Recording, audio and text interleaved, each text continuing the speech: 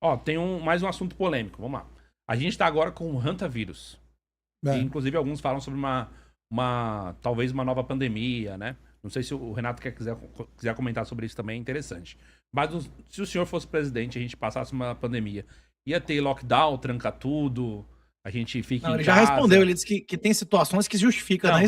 mas calma, a gente tá falando Porque assim, primeiro o primeiro passo uma coisa é ele falar, não, tem que ter vacina, vou ir atrás, etc. Vai vacinar todo mundo, isso é uma coisa. Outra coisa é essa questão do lockdown, por exemplo. O que o senhor faria?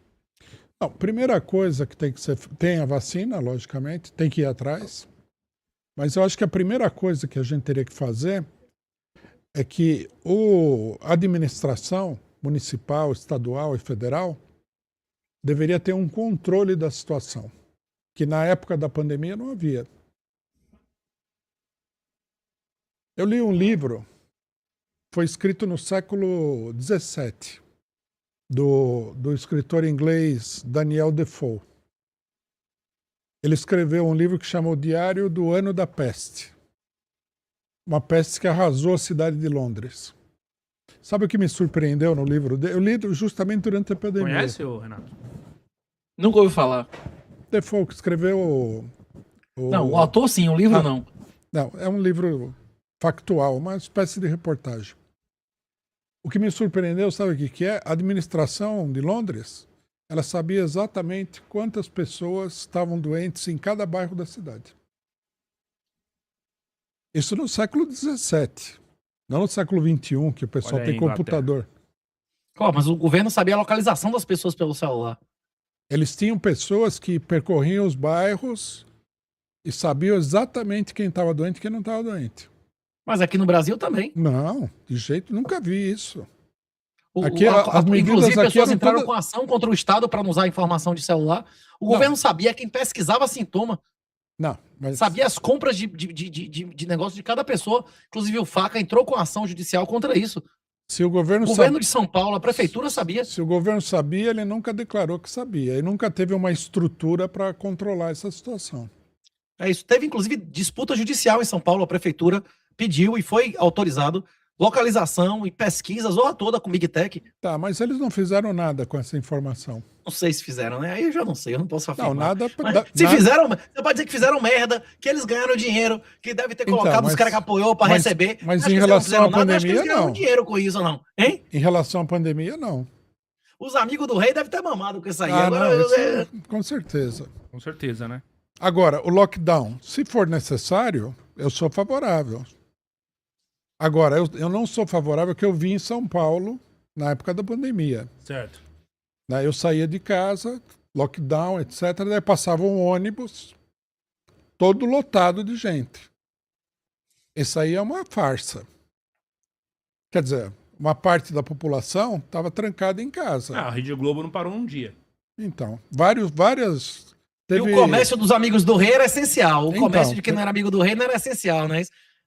As grandes redes permaneciam abertas, o mercadinho da esquina, meu irmão. E o cara lá meteu um processo que foi pedido o pessoal de telecompras, televendas, que eles trabalham todos na mesma sala. Você imagina, no meio de uma pandemia, 500 pessoas trabalhando numa sala.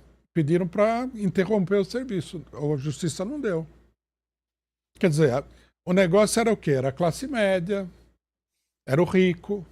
O trabalhador ia trabalhar, pegava ônibus lotado, metrô lotado. Mas o senhor apoiaria um lockdown a ponto de, por exemplo, e se o cara tem um comércio? Fecha o comércio dele? Aí o governo tem que ter um plano de auxílio, né? Não pode simplesmente fechar o negócio. Ele tem que ter um plano de auxílio. Mas fecharia. Então, eu acho que numa situação extrema, sim. O que eu acho é que no Brasil, com a pandemia, eles usaram isso daí, assim, era o meio mais fácil de controlar a situação. Por isso também não mandaram o trabalhador ficar em lockdown. Porque o trabalhador, para ele, não tinha importância a classe média, a opinião da classe média. Então, eles usaram como recurso fácil. Eu não sou favorável a fazer isso, prejudicar todo mundo e tal. Uhum. E a vacina obrigatória? Não, já na época eu era contra a vacina obrigatória. Eu acho que toma vacina quem quer tomar vacina. É isso aí, ó. Tá vendo? O que você achou, Renato? Eu acho que ele não podia apoiar Lula, que ele apoia tudo que Lula diz o contrário. Um cara desse apoia Lula, velho. Também acho. Hein?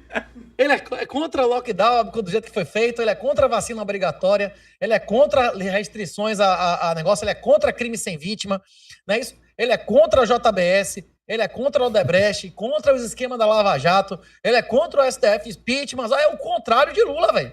A única coisa que ele elogia Lula de fato são as políticas sociais que ele admite que Bolsonaro fez mais gente com mais valor, não é isso? Não. Bolsonaro fez no caso do Bolsa Família, né? E qual, não, o Bolsa Família virou Auxílio Brasil, que dobrou o número de beneficiários do Auxílio Brasil. Gente presidiária a porra toda. Lula, embora eu não ache que as políticas sociais do PT elas resolvam o problema, o Lula tem muito mais política social do que o Bolsonaro.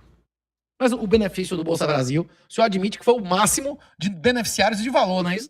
Sim. Durante a pandemia, bombou.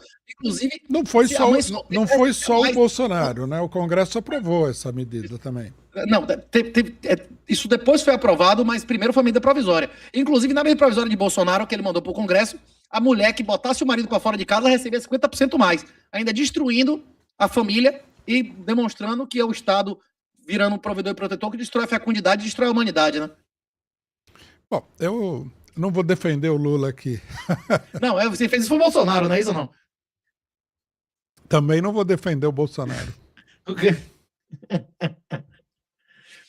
É isso.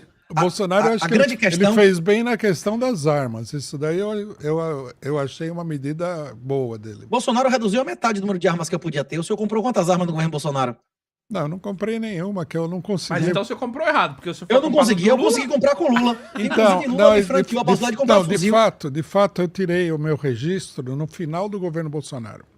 E pegou a arma do governo de Lula. E aí no governo do Lula eu peguei a arma. Eu estou esperando aí para fazer o laudo, para fazer o psicotécnico, aquela coisa toda. Mas no passado o senhor teve arma? Eu tive, antes de toda essa história do desarmamento. Aí o senhor entregou? Eu tive até porte de arma. O senhor entregou a arma, não? Não. Rapaz, aí é o cara raiz. É isso. O senhor é a favor de lockdown, mas reconhece o direito do povo também dar testa com armas contra esse negócio, né? Sim, eu acho que o povo tem direito de andar armado. Mas, rapaz, esse negócio ia ser muito Texas. Lá no Texas os caras metiam... Era rifle na mão, era R15. Entendeu?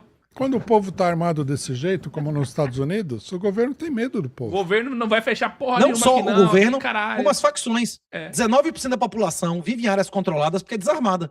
Se ela tivesse armada como a Suíça, as facções não iam criar, não ia ter vantagem nenhuma sobre uma pessoa normal. Uma igreja organizada ia ter o mesmo poder da facção, não é isso? Se todo mundo tivesse fuzil, ia ser todo mundo homem igual. Não, agora, como o cara tá sem arma, meu irmão, o cara é menos homem que o outro, não é isso? Você é indefeso, você é uma vítima.